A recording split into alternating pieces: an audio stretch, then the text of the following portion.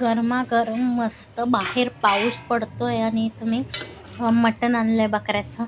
आहाहाहा! कसल्या वाफा निघताय. खूप छान असं पिवळं सूप मी तर बनवून मी रेडी केलंय. आता याचं मी कालवण करणार आहे. रस्सा भाजी करणार आहे. भाजी आपलं वाटण वगैरे घालून एके साईडला मी वाटण भाजून घेते.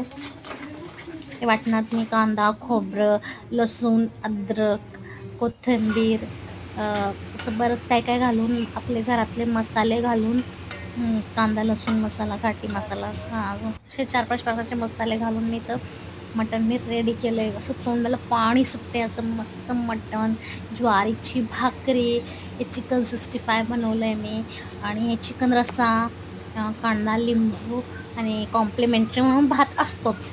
तर या जेवण करायला मस्त आणि टेस्टी